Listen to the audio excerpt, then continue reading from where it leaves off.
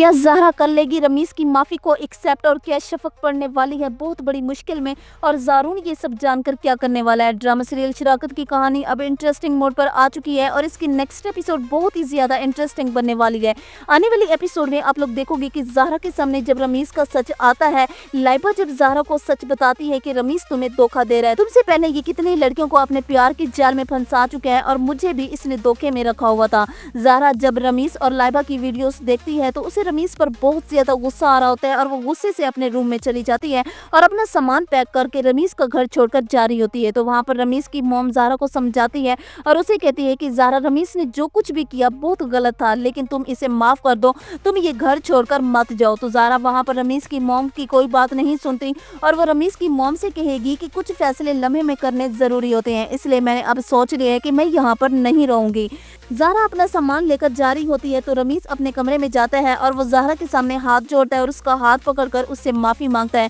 और ज़हरा से कहता है कि ज़हरा, मुझे माफ़ कर दो, मुझसे बहुत बड़ी गलती हो गई है, मुझे तुम्हें धोखे में नहीं रखना चाहिए था, बस तुम मुझे एक दफ़ा माफ़ कर दो, फिर मैं सब ठीक कर दूंगा। तो ज़हरा रमीज़ की किसी भी बात पर यकीन नहीं करेगी और वो रमीज़ से कहेगी कि रमीज़, तुमने मुझसे झूठ क्यों बोला, मुझे धोखे में क्यों रखा, अगर तुम किसी और को पसंद करते थे तो मुझसे शादी क्यों की और तुम शादी के बाद भी लाइबा से मिलते रहे, इसके लिए मैं तुम्हें कभी माफ नहीं करूंगी और मैंने फैसला कर लिया है कि मैं अब यहाँ पर नहीं रहूंगी। तो हो सकता है कि ज़हरा वहाँ पर रमीज़ के हाथ जुड़े देखकर उसे माफ कर दे। ज़हरा जब इस बारे में शफ़क़ को बताएगी कि रमीज़ ने मुझे धोखा दिया है और वो किसी और लड़की को पसंद करता है और उसे अपनी गलती का एहसास भी हो गया और उसने मुझसे माफी भी मांग ली है, तो शफ़क़ वहाँ पर ज़हरा को समझाएगी और उसे कहेगी, अगर रमीज़ ने तुमसे माफी मांग ली है तो तुम रमीज़ को माफ कर दो और रमीज़ को छोड़कर कभी भी ना जाना। मुझे ही देख लो, ज़ारून ने अभी तक मुझसे माफी नहीं मांगी और ना ही उसे अपनी गलती का एहसास हुआ है। और शफ़क़ ये सोच रही होगी कि एक तरफ रमीज़ है जिसे अपनी गलती का एहसास हुआ तो उसने ज़हरा से माफी मांग ली,